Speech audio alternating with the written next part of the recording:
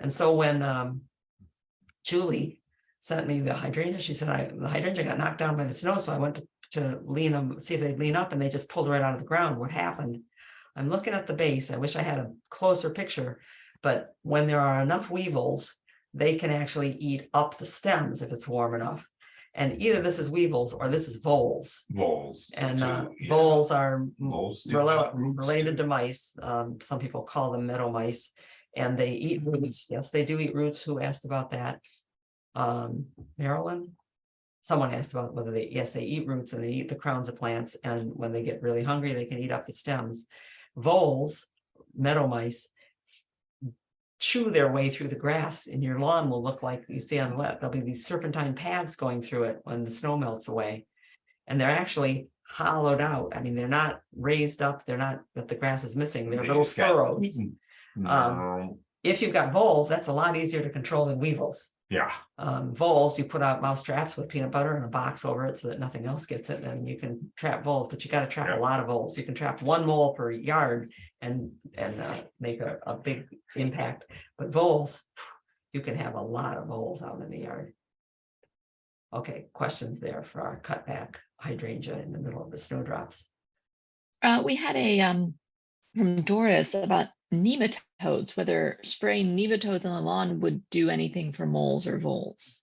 Not for moles or voles. If people are recommending that nematodes be sprayed on the lawn, then they're falling back on you have grubs, and so you have the predators of grubs, moles. Shrews will eat grubs, but voles are vegetarians. They're eating seeds, they're eating cambium.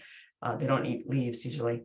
So it might be that they're falling back on that old saying that if you've got moles, you must have grubs, which is not true. Moles also eat worms. They eat lots of stuff. They eat whatever they can find. They're insectivores. So somebody might be saying spray nematodes on the lawn, and they are expensive nematodes. And they don't, you can't just go out there with a sprayer and spray them on a dry lawn. They have to swim in soil moisture. So you have to keep everything nice and moist for them so that they can move around in the soil. They sound like they're easy. You know, this is an easy alternative. It's sometimes much more difficult once you read the fine print. Yeah, and just like vine weevil grubs, the grubs that bother our grass, the European chafers and the Japanese beetles, if they build up in great numbers, they're only there for a certain amount of time each year. Depends on the species. The chafers are there from in the ground where nematodes could get them. I think it's in September and October that they're susceptible. They're open to damage by nematodes. So you have to time those things right too. So I would read up on them. There's some great organic gardening remedies that you can catalogs that you can get. Why Gardens Alive is one of them, but that's not where we've been ordering from. It's in our website in a couple of different places. Nancy notes an organic, as it were, control mechanism, which is the neighbor's cat loves to hunt for voles. Unfortunately, neighbor's cat is often a lot like chemicals. There's a lot of other sideline damage that's going to come from that guy out there. Squeaks, while we're on the subject of bugs, Squeak says sometimes find a weird looking brown bug on a screen that might be a stink bug. Are they concerning? What's up with them? What to do about them? I just look at them and say, hi, stink bug, and move along. But I'm not sure if you have any other advice, Janet. They're probably not going to bother any of your ornamental plants to any great degree. They are it's probably brown marmorated stink bug, which is new to North America, 20 years or so. And the numbers have built up. It's a terrible pest of fruit crops because they sting the fruit and get mixed in with the fruit when they're gathering raspberries and grapes and those kinds of things.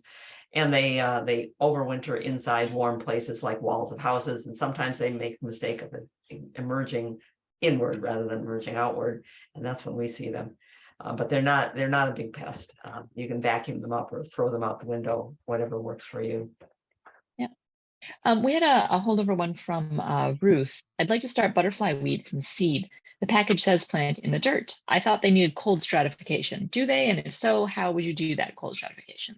If you planted them right now, they'd get their cold stratification. They're very easy from seed. When we first grew butterfly weed, not knowing anything about that. We just went ahead and planted them and they came up fine. And Karen Bovio, oh, I have to talk about Karen Bovio. And specialty growers said they were the easiest thing to grow from seed. So it could be that they only need a few weeks of cool weather in order for them to come up, but we've had no problem with them coming up. Yep.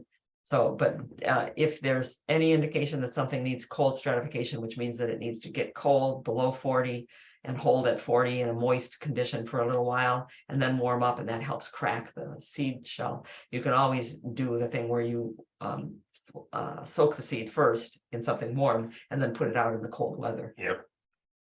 I'm Okay, reminded great. of Karen, I'm reminded of Karen Bovio when I said that. Karen Bovio retired and closed specialty growers last year or the year before. But those of you who are on her mailing list in Michigan would have noticed that she sent out a notice to say, my ornamental grass collection, I'm digging it up, and all of these things can be divided. If you'd like a piece of ornamental grass, come on out here, you dig it. Leave me at least one piece. So someone had asked how you find somebody to help you dig out I think it was Janet last week, asked you how to dig out a grass. That's what you do. You send out an email to all your friends and say, would you like a grass? If you send somebody to dig it, there you got it. Yep. Just leave me one little piece. It's a good idea. Yeah.